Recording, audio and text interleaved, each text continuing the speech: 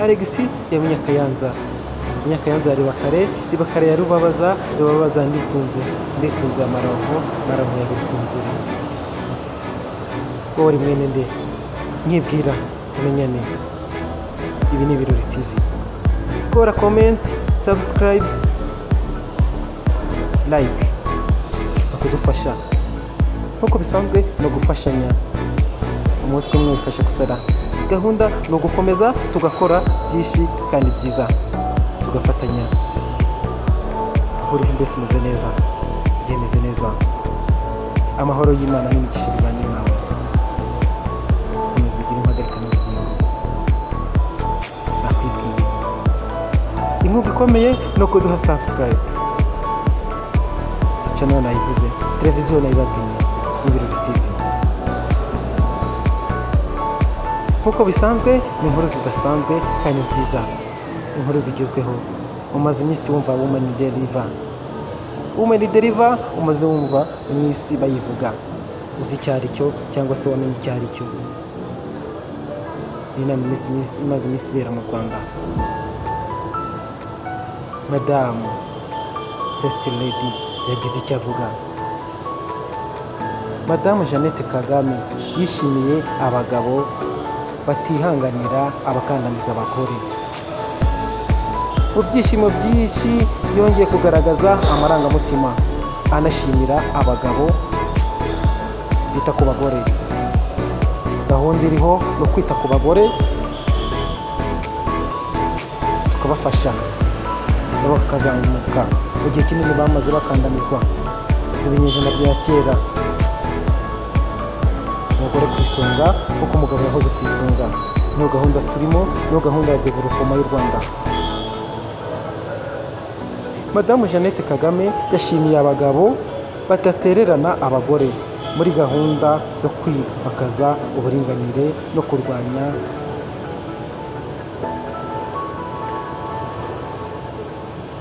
abakandamiza abagore. Abagore n'abana b'abakobwa bakorerwa ihohoterwa runaka.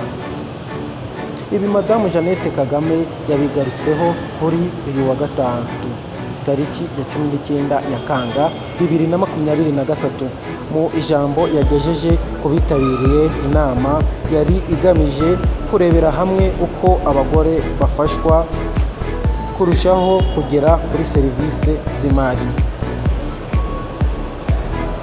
Iyi nama yateguwe n'umuryango wa Afurika Yunze Ubumwe AU, African Union. Ni imwe mu zashimishije abagore. Zishamikiye kuri Women Deliver, yiga ku iterambere ry'umugore, imaze iminsi ibera mu Rwanda. Yitabiriwe n'abanyacyubahiro batandukanye barimo Visi Perezida wa Komisiyo y'Umuryango wa Afurika Yunze Ubumwe, African Union, Dr. Nsanzabaganwa Monique n'abandi. Madamu Jeannette Kagame yagaragaje ko iyi nama ibaye mu gihe hashize imyaka 23 amasezerano y'Amaputo agamije kurushaho kubungabunga uburenganzira bw'umugore w'umunyafurika yemejwe. Yavuze ko kandi iki ari igihe cyiza cyo gusubiza amaso inyuma abantu bakareba ibimaze kugerwaho mu bijyanye n'uburinganire n'uburenganzira bw'abana b'abakobwa b'abagore. Yakomeje agira ati, ese ni gute ubuzima bw'abagore bwahindutse? Ni izihe mbogamizi nshya muri gahunda yo gushyigikira abagore mu bijyanye n'imari n'ubukungu? Ni ibiki byatumye ihohoterwa rikorerwa abagore rikomeza kubaho muri sosiyete zacu? Yakomeje avuga ko bibabaje kuba uyu munsi hari abagore bumva ko kuba bagitega amaboko ku bagabo babo mu bijyanye n'ubukungu bakwiriye kwihanganira imyitwarire idakwiye ya kigabo itesha agaciro abagore. Madamu Jeannette Kagame yashimiye abagabo bafatanya n'abagore mu rugamba rwo kugera ku buringanire bwuzuye. Yakomeje agira ati ntabwo nshaka gutesha agaciro ubwitange bw'abagabo mu miryango yacu, umugabane wacu kimwe n'abandi hirya no hino ku isi. Abagabo beza buri gihe bagiye baba abarinzi b'imiryango yabo, kandi kugeza na n'ubu abagabo bafite indangagaciro batera ingabo mu bitugu. Muri uru rugamba turimo rwo kurwanya imyitwarire ya kigabo ikandamiza abagore, aba bagabo baba ba mbere mu kwamamara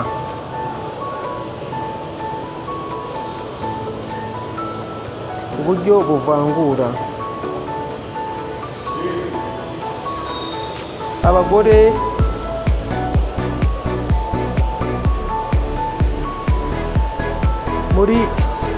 Muri iyi si abagize uruhare mu kubaka. Yakomeje avuga ati ko iyi myitwarire ariyo ikwiriye kuranga abagabo. Haranira uburinganire. U Rwanda rwakiriye iyi nama mpuzamahanga mu gihe ruhagaze neza mu guteza imbere uburinganire, kuko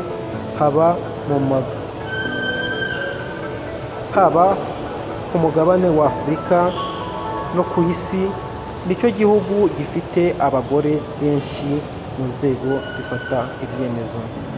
Inteko Ishinga Amategeko y'u Rwanda igizwe n'abagore bangana na 61.3%, ndetse raporo ya WEF Global Gender Gap Report yo muri 2022 yarushize ku mwanya wa 6 ku isi mu gukemura ibibazo bifitanye isano n'umuringanire.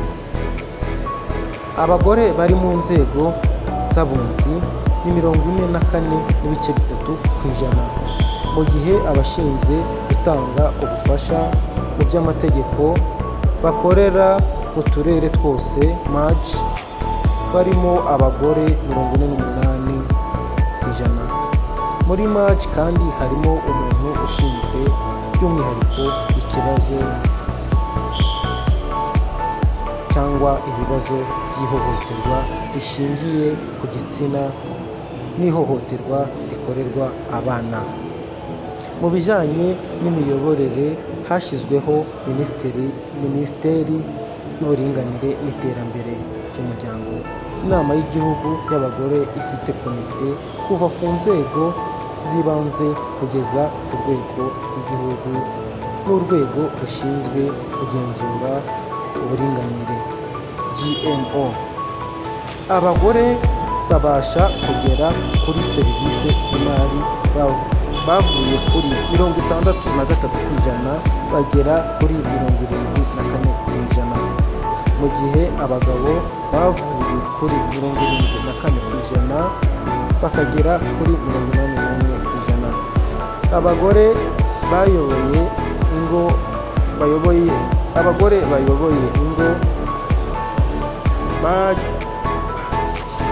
bagejejweho imbuto zitunganyijwe neza mu bageze kuri 36% bavuye kuri 26.9% muri 2019. Abagezweho n'ifumbire y'imborera bageze kuri 79.3%, mu gihe abakoresheje ifumbire mvaruganda ari 30.8%. Imibare y'urwego rw'igihugu rushinzwe iterambere RDB igaragaza ko abagore bafite sosiyete z'ubucuruzi bavuye kuri 27 n'ibice 0 ku ijana bagera kuri 34 ku ijana muri 2022, bigaragaza impinduka nziza mu buringanire mu rwego rw'abikorera. Itegeko nshinga rya Repubulika y'u Rwanda kandi riteganya ko mu myanya y'ubuyobozi no mu nzego zifata ibyemezo abagore bahagararirwa nibura ku rugero rwa 30 ku ijana. Amategeko y'u Rwanda kandi ateganya ko abagore n'abagabo bahabwa amahirwe angana mu ngeri zose z'ubuzima bw'igihugu. Mwakoze kudukurikira, turabashimiye. Ibi ni Birori TV, muzakomeza mubane natwe umunsi ku munsi. Turabashimira nta kuba mutagize comment, like, subscribe, mukomeze mudushyigikire. Murakoze cyane, mukomeze mugire impagarike n'ubugingo. Ni Birori TV.